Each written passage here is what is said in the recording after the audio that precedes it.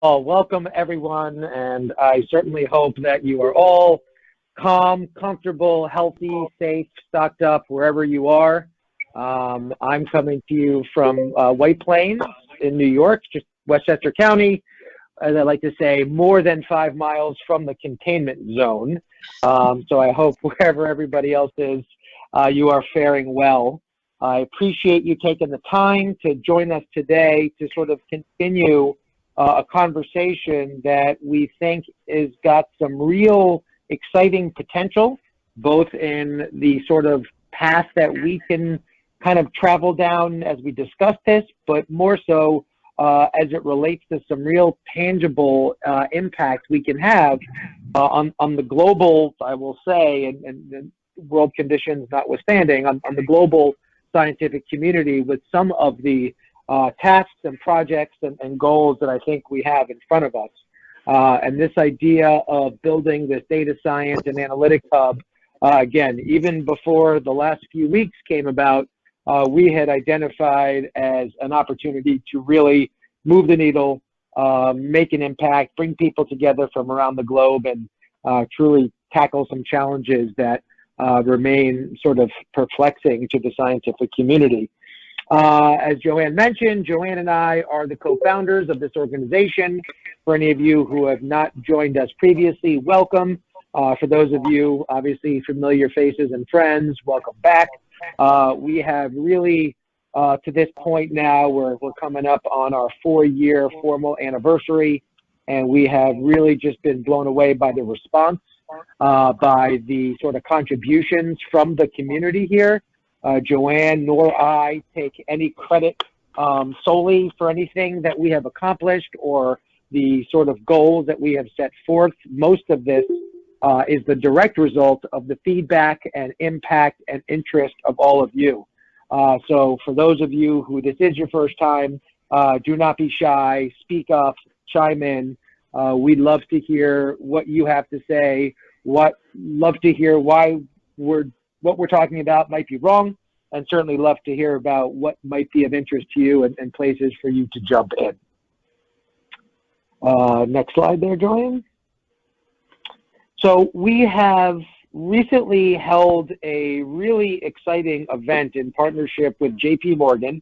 And for those of you who were there and suffered through the fire alarm, you know, believe me, with all that's going on now, I'll take fire alarm over some of these other alternatives every day. But we had a fascinating morning event. We had over 125 people joining us, talking about the role of the scientific community, truly as it relates to the business community and the community at large, and where we think there are points for these communities to all intersect. And when we presented sort of our story, we have sort of broken down our goals and our mission into 3 core buckets, if you will, or bubbles, or dots. And I refer to them as dots because really we've set out to connect dots. That's what we are trying to do. Bring you all together and hope that, you know, we spark a flame and an interest and something that may not have been there without our involvement. And those 3 dots, buckets, bubbles, whatever you want to refer to them as, are lab to market, building the cluster, and connecting community.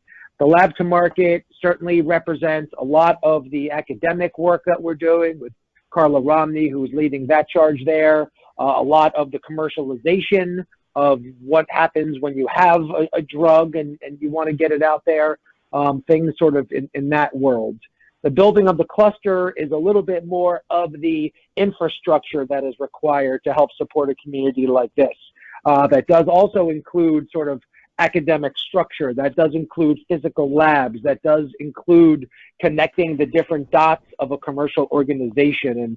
And that's something that we've really started to see a lot of interest build upon. And then the last one is connecting community, because what we realize is that in order to support this community, we can have the greatest ideas in the world, but if we don't have the full structure with which to support the ideas, the gatherings, the interactions, that, you know, it still remains nothing but a brilliant idea and not something that we can sort of move forward. So those are our 3 mission, goal, buckets, dots, bubbles, again, whatever you want to call them.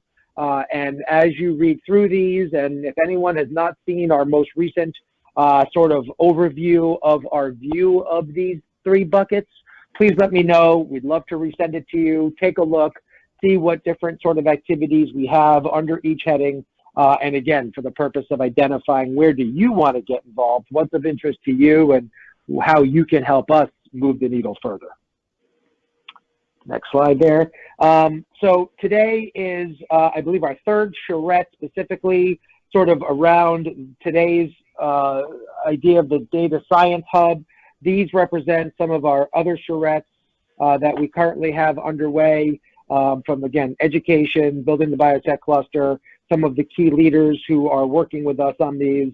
And I will say, one of the, if there's one thing that I am most proud of what we've accomplished to date, it's that we have created this safe space for people to come together who may not have otherwise found a place where they could come and interact and collaborate with people who are in the same business or competing businesses or, diametrically opposed businesses. But as you see some of the names of the people who have taken on a role and working with us, they are some leaders of their own fields, and their willingness to work with others really, to me, demonstrates the collaborative nature of our community here.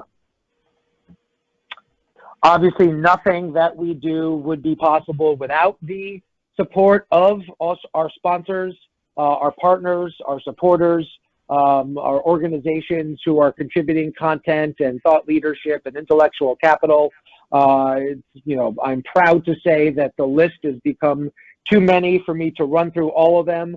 But the one thing that I always say when this slide shows up is, number one, we encourage you to reach out to any of these partners should there be a need for their services or resources. And of course, if there's anyone you'd like to know, have an introduction to, that also is something we are more than happy to do and facilitate on your behalf.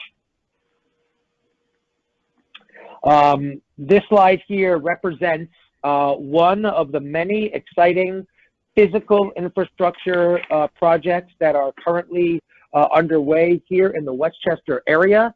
Ardsley Park is space that is owned by Biomed Realty Trust in partnership with CBRE and the management of the space.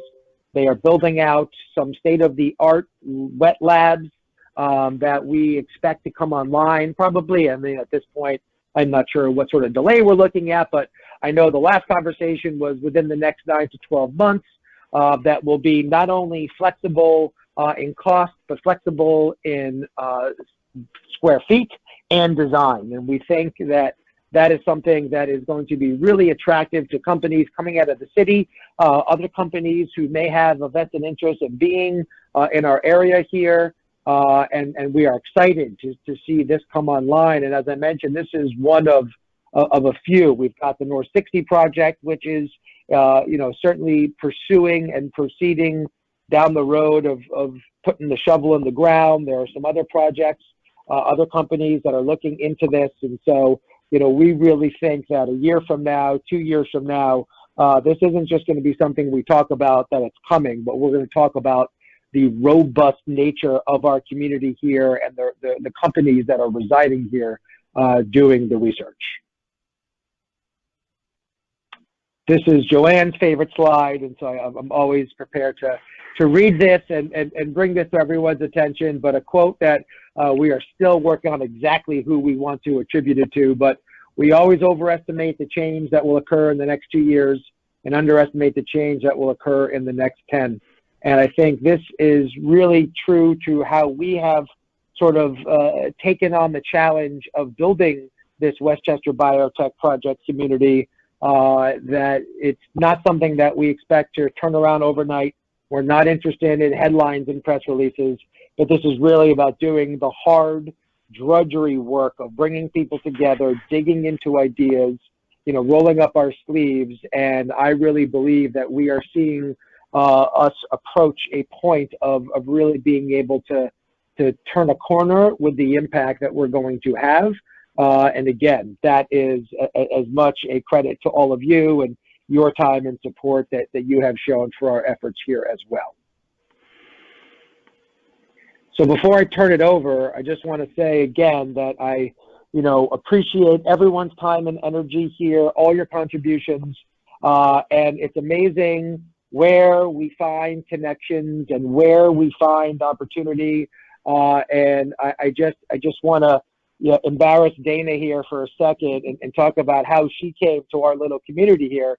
But our sons were in a program together at our local synagogue, and I was carpooling and driving her son to a feeding the homeless event. And we're driving in the car, and he mentions that his parents are traveling in Europe. And I said, "Oh, are they on vacation?" He says, "No, they're traveling on business." And I said, "Oh, what do they do?"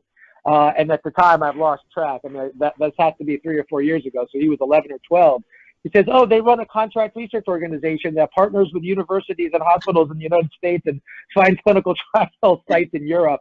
And before I drove off the road out of excitement, I made sure to say, "Well, let me have your mom's email." So I want to thank her for letting me drive you and make sure and let her know that everything is okay. So Dana, you can blame your son for all that has happened since, but it's a great example of just, you never know who you're going to meet, where or when, and there are new friends to be found around every corner. So thank you, Dana.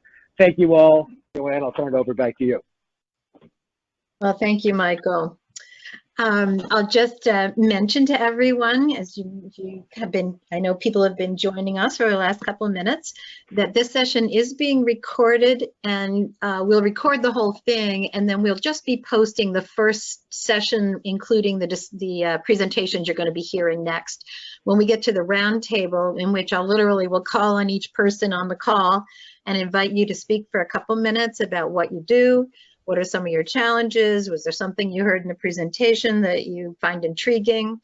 The purpose of today, and I'm going to let Paul primarily do it, is to start sharing with you our thoughts on building a data science research and analytics hub, and to hear about what's going on in your company or your institution, and what do you think about the idea? Then we'll just spend a little bit of time in conclusion. So I want to introduce Paul Savage. Well, I first want to thank everyone for participating and coming into this call.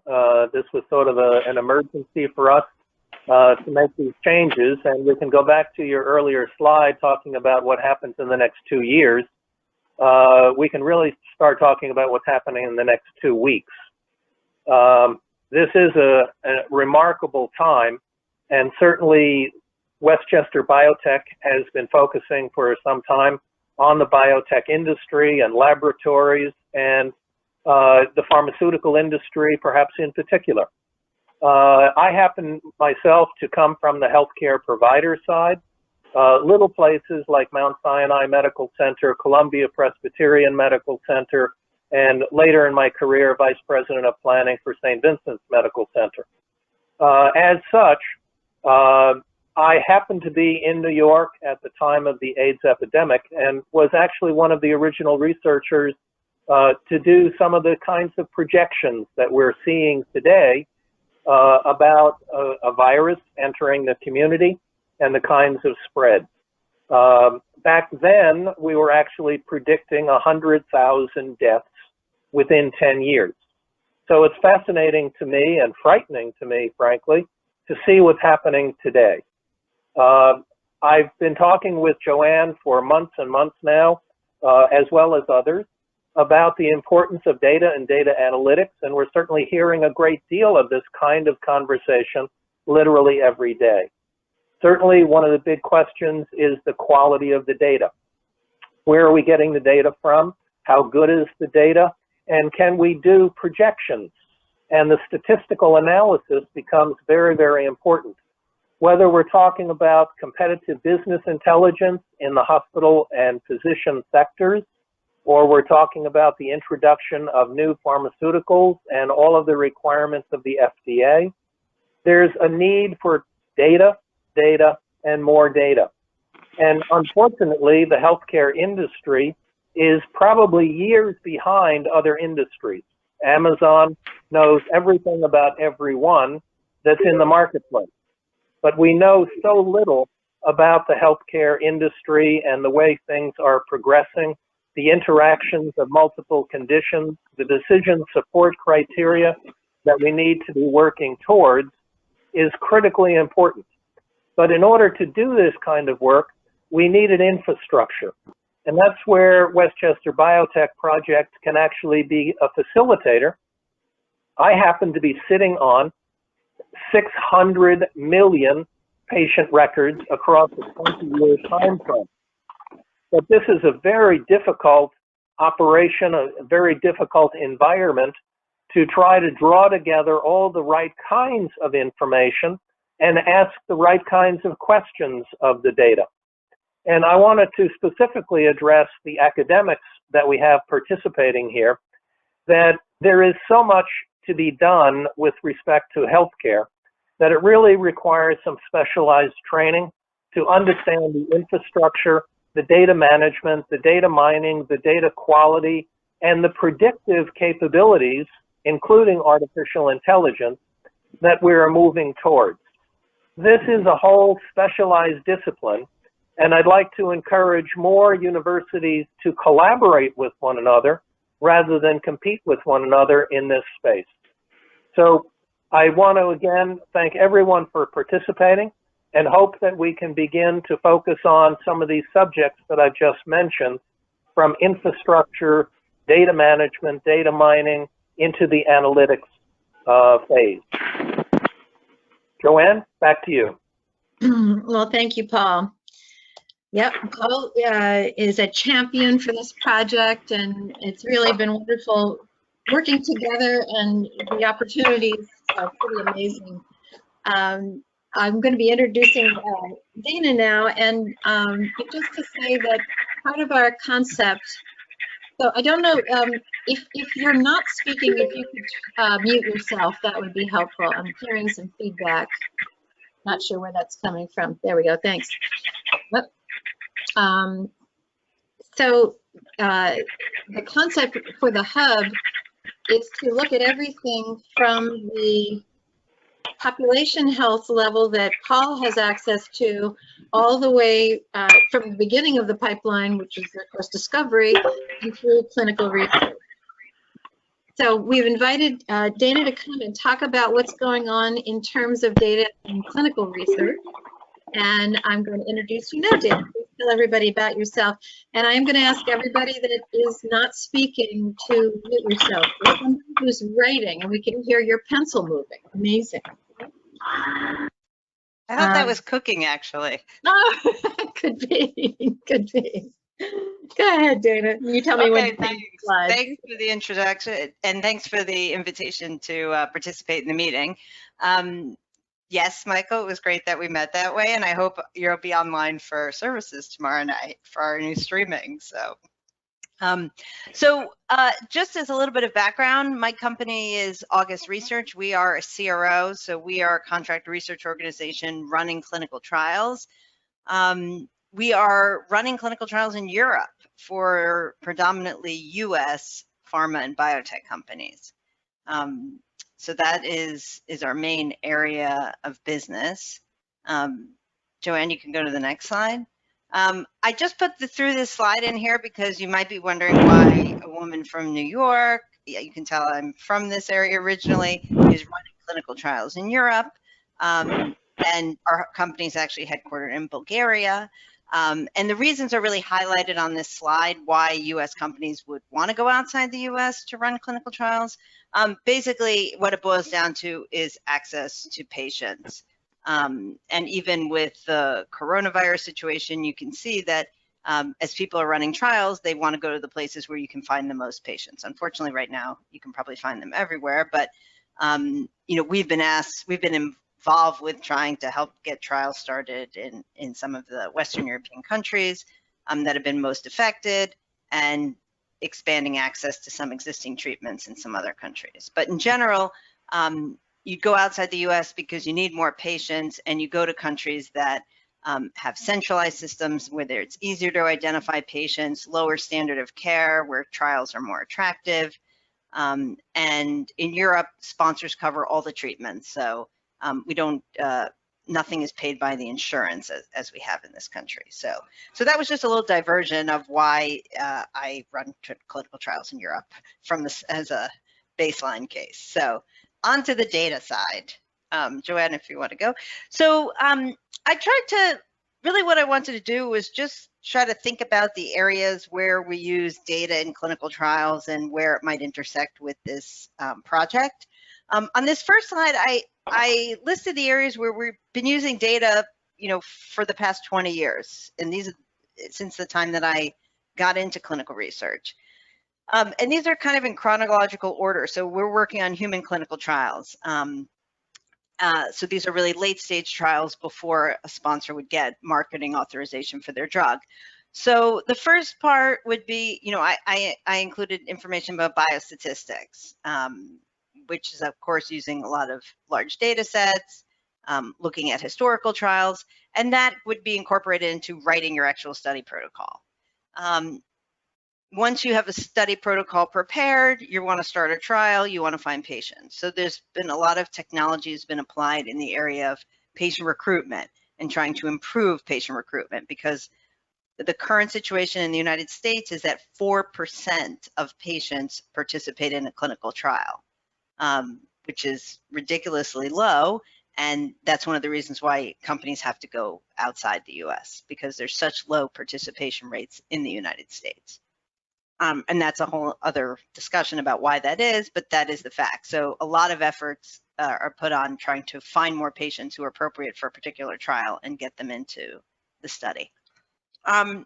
Next, once you start a trial, you have your patients, you have to dispense drug to the patients. And for at least 25 years, we've been using some elements of technology to assist with that, to assist with randomization of the trial, tracking kits, and trying to make that kind of data accessible, using that data during the trial as a metric for how the trial is running, how fast things are moving, things like that.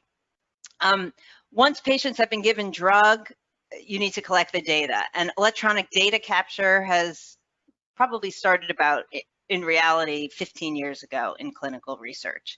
And at this point, pretty much all trials of any significant size are using electronic data capture. Previously, we used to use paper, which required a double data entry, extremely labor intensive, and it seems prehistoric now.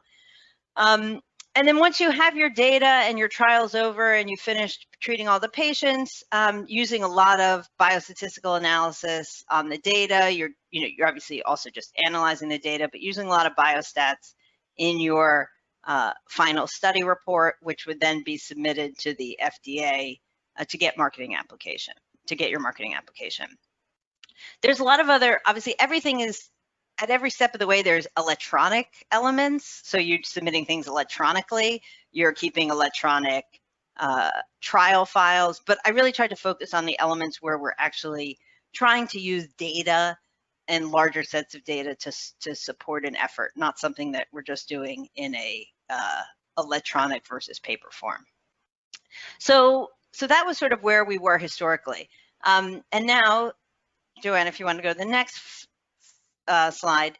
This is, I think, where the things get interesting and maybe more relevant for this discussion. These are the areas where our subset of the industry is spending a lot of time and discussing and trying to improve and doing a lot of pilots and modeling and trying to launch new things.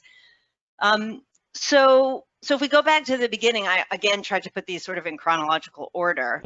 The first element was on patient recruitment. We're using more and more in the United States, people are trying to go directly to the electronic health records within a medical system to identify applicable patients. And at our meeting in, I guess it was last fall, I don't remember the gentleman's name, but it was someone from a health center in I think in Montana, a physician, and he was specifically talking about how they're using their health records as a way to identify patients for trials. So that's a new way that we're trying to improve patient recruitment and find all those applicable patients to get them into trials. That would be helpful for the development of new drugs. On the next point, biosensors and wearables is a huge area within clinical research. People are developing all different types of devices, gadgets, systems, routers, all different things to collect data from patients, sometimes passively, sometimes actively. The patient could be just, you could be wearing something that's sending the data, or patients could actually be filling out surveys about how they feel and on different types of devices, which would then be collected electronically. So there's a lot more data that can be, huge amounts of data that can be collected from patients who are participating in trials through all of these different types of biosensors and wearables. The next point is about actually when we are collecting the data, when we're doing electronic data capture. So we capture a lot of data, and actually we spend a lot of time on the back end cleaning the data, cleaning up for errors, either made in the actual transcription or actually the wrong patient data, or just errors in the database, or finding those outliers. And data analytics has been a huge component of trying to improve data collection and data cleaning. And a lot of time in our industry traditionally has been spent with physical visits to hospitals, checking data. And this type of analytic. Dana, I'm sorry, I'm going to interrupt you for a minute. It sounds like somebody's taking a walk with us, which is perfectly fine. But if everybody could make sure that you're muted unless you're talking, that would be terrific. Thank you. I'm going to mute myself. Thanks. Sure. So using data analytics to help direct where the actual clinical trial monitoring should take place, and using AI and large historical databases to identify the endpoints of trials that should be focused on, and so that we're not wasting time doing a lot of data collection and cleaning on endpoints that turn out to be insignificant for the drug application. The next point is a really interesting one, which is about real world data and real world evidence and synthetic clinical trials. So what we're doing now is, rather than just creating strictly a controlled experiment with two options, synthetic clinical trials are creating one arm using a study drug and trying to create the other arm through existing medical records, trying to find patients who have gotten the quote unquote alternate treatment without actually having to find those patients and enroll them in the trial. Real world data and evidence is working in the same way, where you're actually going out and collecting patient records to try to find out how drugs are, what are the effective drugs, what are the side effects from drugs, using real world data rather than trying to create the experiment and then create the situation yourself to capture those events. And both of these are using huge sets of data, using electronic health records, and can really accelerate the drug development process, because as I mentioned in the beginning, we only have 4% of patients actively participating in trials. And so if we rely on only them to create the final data, we're really slowing ourselves down. The next point I had mentioned earlier about health records being used to identify patients, but they're also being used to just populate electronic data capture systems. So rather than hospital staff, doctors, or nurses having to re-enter data into a specific form for clinical trials, we are working directly from health records, pulling data straight into the study database so that we reduce the time to collect that data.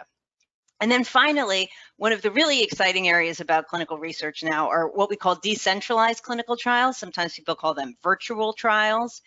And these are trials where we are actually doing away with the hospital site altogether. And patients, it can work in different ways, but in general, it means that the patient is being enrolled in the study from home or from wherever they are. The study medication is being sent directly to them. They are directly either recording their results, or they're wearing sensors that are collecting the data. And the whole interface with a physical hospital site is eliminated. And that is also seen as a way to expedite trials, to identify patients faster, to reduce a lot of costs, and really brings a whole new paradigm to clinical research in many therapeutic areas. Of course, it's not applicable to patients who are in hospital, but there's lots of trials that can be run with patients who are not confined to a hospital. So I ran through that quickly, but in our world, these are a lot of the different areas where we're looking at big data, and certainly I think it overlaps with some of the things Paul was saying earlier about large amounts of records and what you can do with that. And so I'll stop there and pass it back to Joanne. Well, thank you, Dana. I'll leave your contact information up for a moment if anybody wants to reach out.